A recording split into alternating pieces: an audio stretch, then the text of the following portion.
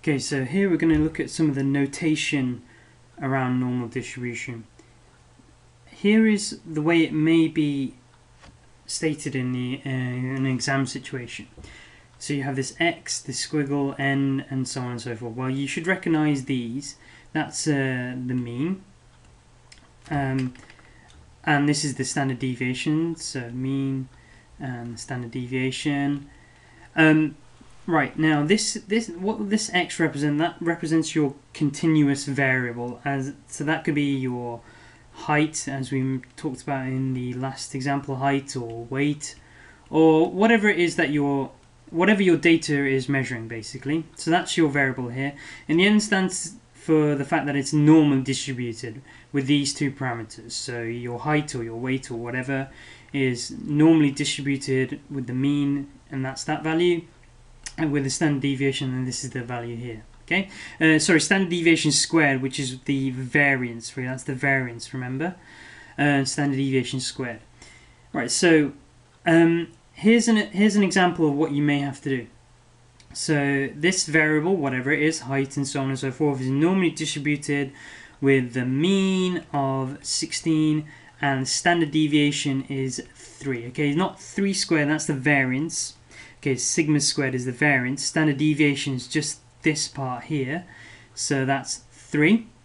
And it's asking you for the probability of whatever the variable is being between 16 and 13. So that's the first question. So what's the probability if one person or whatever is picked out at random with these two? That's the mean, that's the standard deviation. What's the probability that there will be between 13 and 16 on your normal distribution curve? So 16 is here in the middle, 13 is just 3 away from that. So what's the probability that they'll be in here? Okay, let's work that out. Okay, so we go to menu. Oops, escape out of that. Oh, we want to make one of them. Okay, so menu, probability, distribution, normal CDF, and we want it from lower bound 13, upper bound 16, mean is 16, and the standard deviation was 3. Press OK. Right, 0.341. So probability is 0.341.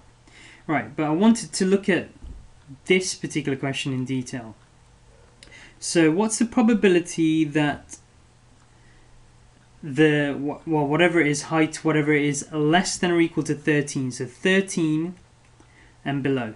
Okay, and actually in this particular problems, whether it's the less than sign or the less than equal to sign makes no difference here. You do the same thing whether it was a less than sign here or here.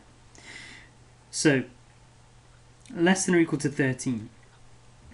And we go to the same menu settings, so menu, probability, distribution, normal CDF. Right, but the thing is here, we don't have a lower bound. Okay, and we don't put 0 in there really, we shouldn't do really, but we don't have a lower bound, but we have an upper bound. Now, what's already written here, you should keep it the same when you're looking at something like this, 13 or less, so the percentage of the population that is below this line here, okay, equal to this line or below, but as I said, it's making a difference. This here, -9, and that means times 10 to the power of 999 is a really small number here. Okay, so you don't need to change that at all. Keep that the same. It's a really small number here. But what we sorry, as in it's a number that's way down here. -9 times 10 to the power of 999 is way down here. Okay, and that's what you want, to keep the lower bound really small here. But the upper bound is 13. And we'll put the same numbers in here, mu 16 and the standard deviation is 3. Press OK. And that gives us a value of 0.159. So 0.159 is a probability that it'll be 13 or less. Okay, so because we didn't have a lower bound, we kept the same number in that lower bound that was already in the lower bound box. Okay, Right, the next question, sorry, it's saying to you, what is the probability that it'll be greater than or equal to 22? So 22 may be somewhere here. So what's the probability that it'll be in this section here? So what percentage or what probability is it that they'll be in there? Right, so we go to same settings, probability, distribution, normal CDF. Right, we have a lower bound now. So we're looking at 22 and over, right, okay? So the lower bound's 22. Right, the upper bound, well, we don't have an upper bound. It's just saying we want it to be greater than or equal to 22. So what we have to do here is put a really big number in. So just 1 followed by as many zeros as you can fit in. Right, and the mean is 16 and the standard deviation is 3. And so the upper bound's 22, so the lower bound's 22, and the upper bound, we just want to make it as big as possible. Press OK. And it's telling us is 0.023, so 0.023. Right, that's the probability that with this mean and this standard deviation, if you picked one person at random, that whatever the measurement is greater than equal to 22, it would be, the chance would be 0.023. That's probability in there. Okay, right. So remember what you do when you have an inequality, when you don't have a lower or an upper bound, you need to put a really small value in that one, okay? And you enter that as the lower bound, and you put a really big value in the upper bound. All right, let's look at a question that's worded, okay? And one that asks you to do an extra thing at the end. So here's the question. It says, eels are washed onto a beach at a storm. Their lengths have a normal distribution, so they have this bell-shaped curve to them, with a mean of 41, so in the middle here is 41, and a standard deviation of 5.5. So it's asking you, if an eel is randomly selected, find the probability that it is at least 50 centimeters long. So the wording on this you've got to be really careful with. So saying at least 50 centimeters long, so we want it to be 50 centimeters or above. Okay, 50 centimeters or above. So we're looking at the probability that what would x be here? The x would be the length. Okay, the lengths of these eels. So the probability that the length is greater than or equal to 50. Okay, that's what we want on this particular one. Just be careful with the wording. It says at least 50 centimeters. Alright, so we go to menu, prob, distributions, normal CDF. In this one we have a lower bound, it's got to be 50 or above, so the lower bound's 50, and in the upper bound we just need to put a really big number in. Okay, and well, let's see, the mean's 41, and the standard deviation is 5.5, and let's press OK on that. So the probability would be 0.051. So the answer here is 0.051. That would be the chance that if you picked an eel at random, and the probability of it being longer than 50 centimeters would be this. Right, the next one, it says find the proportion of eels measuring between 40 and 50. So proportion percentage.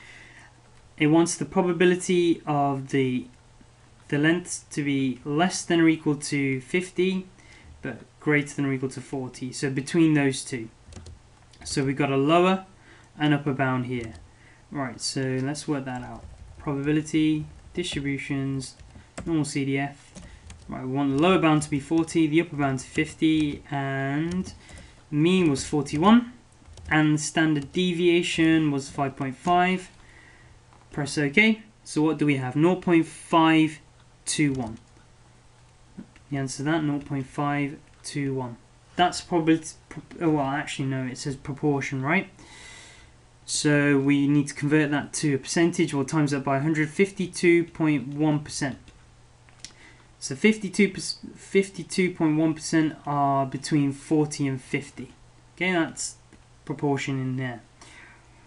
Alright, the next question is this. It says, how many eels from a sample of 200, so if you had a sample of 200 eels, would you expect to measure at least 45 centimeters long? So let me draw a normal distribution curve here. So 41's in the middle, okay, that's 41. 45 is close by, 45 here, and it's asking you that if you had 200 of these eels, how many would you expect to be at least 45 centimeters long? So 45 and above. Right, so first of all we need to work out the probability. Okay, the probability that the lengths would be greater than or equal to 45. Okay, so let's go and work that out. So menu, probability, distributions, normal CDF. Right, we have a lower bound because we're looking at 45 and above. Lower bound 45. In the upper bound, let's just put a big number in. The mean's 41. The standard deviation is 5.5, and let's press OK. Right, so 0.23. Let's write the whole thing down. 0.233529. But what it's saying to you here is, if this barrel represented 200 eels altogether, so from here to here, underneath this curve, there's 200 of them, then how many would be in this little purple section here, 45 and above? We know the probability of them. Well, that's the probability. That's a chance that they'll be in there.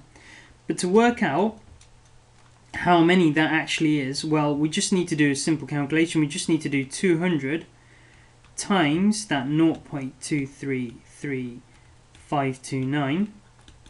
Okay, because the whole thing represents 200, and basically what we're saying is that 23 point something percent. We were just basically working out 23 point, well, roughly 4% of that 200. So let's do that. 233529 times 200. Press enter. 46.7. 46.7. Well, we can't have 0.7 of an eel, so let's just change that to 47 eels. Oop, I spelled eels wrong. It's 2 L's. 2 E's, sorry. Right, that's how many eels would be in this little section here. Roughly 47. And that's what you do. That's what you're going to be doing really with these percentages. Really, the next step would be that they say, oh well, if you had 200, how many are in there? Once you got your probability, the next step is to work out how many that physically is. So 47 in there. Right, next video clip is about quantiles.